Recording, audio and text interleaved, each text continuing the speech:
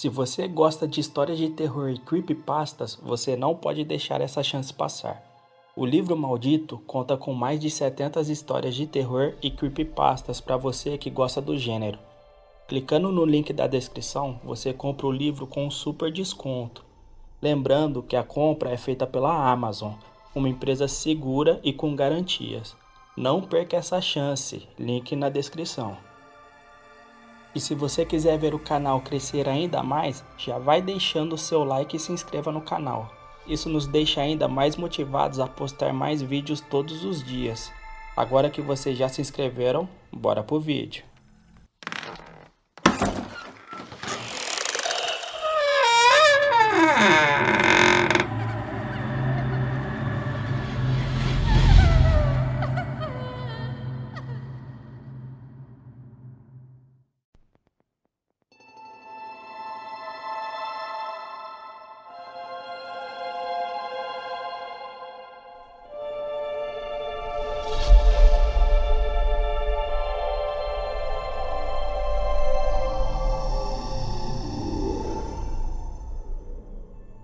Boa noite. Eu tinha acabado de tirar a minha carteira de motorista e havia pego o carro do meu pai pela primeira vez. Eu e minha namorada estávamos animados para ir em uma festa do nosso amigo no sábado à noite. E eu estava mais do que nervoso dirigindo o carro pela primeira vez, já que ele quase sempre morria quando eu tentava sair com ele, depois que eu parava ou estacionava. Era começo de maio, mas o ar ainda estava quente e a lua crescente estava amarelada. Haviam nuvens escuras de chuva no horizonte e elas estavam se aproximando. Minha namorada e eu fomos para a festa e nos divertimos bastante. Ficamos até tarde. Quando a festa acabou e o nosso amigo despachou todo mundo da casa dele, decidimos ir embora. Porém, ainda não sentindo vontade de voltar para casa, nós ficamos dirigindo pela cidade, procurando algum lugar para ir, já que estava bem animado por poder dirigir à vontade. Nós fomos acabar parando perto de uma escola, onde estudamos quando éramos mais novos. Nós não estávamos muito longe de onde morávamos, então estávamos nos sentindo seguros e não nos preocupamos com as nuvens chegando cada vez mais perto. Eu parei o carro no estacionamento atrás da escola e então fomos até o playground que havia lá. Ele ficava em um gramado gigantesco que tinha um poste muito velho bem no meio, que mesmo sem ter ninguém lá, ele sempre ficava aceso de noite, iluminando o playground e o campo à sua volta, com um círculo de luz bem fraca e amarelada.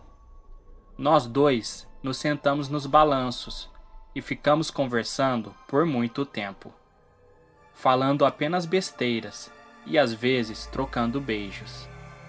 Foi então que começou a chover, porém era uma garoa bem fina, que até que estava muito agradável. Depois de 1 hora de chuva, choveu o suficiente ao ponto de deixar o chão embaixo da gente todo lamacento.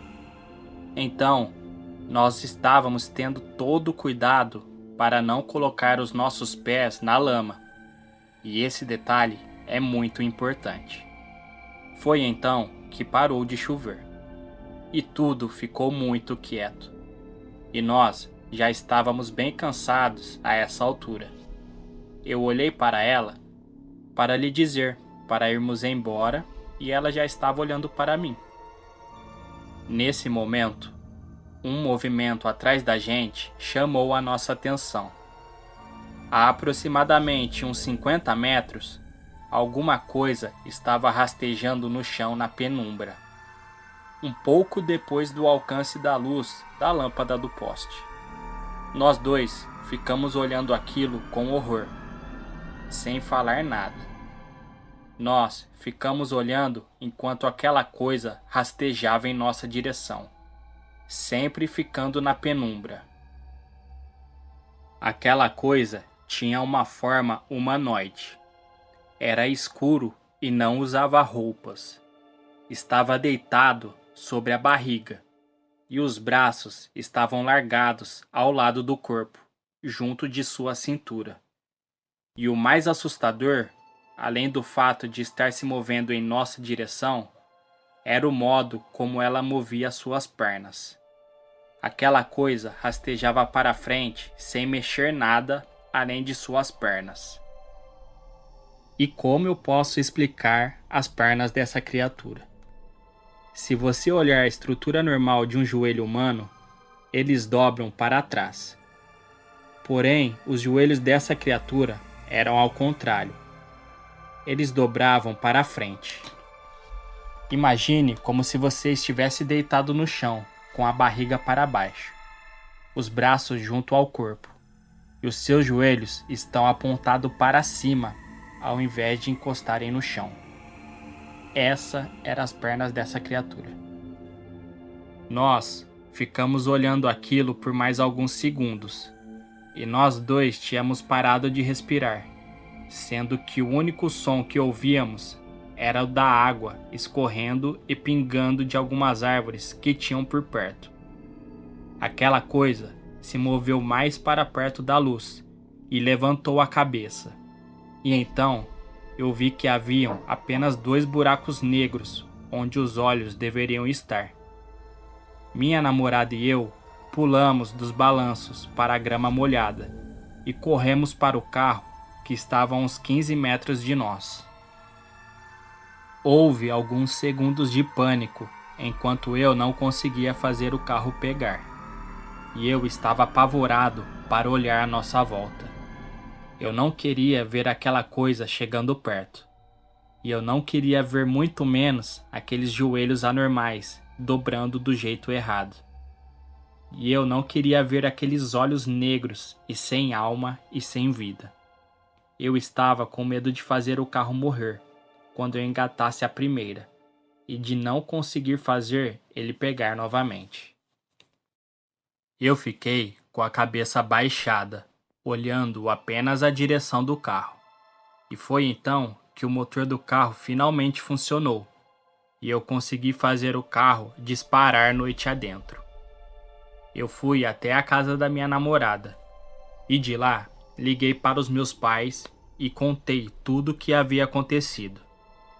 Eles deixaram eu dormir lá, mesmo sem ter acreditado na minha história.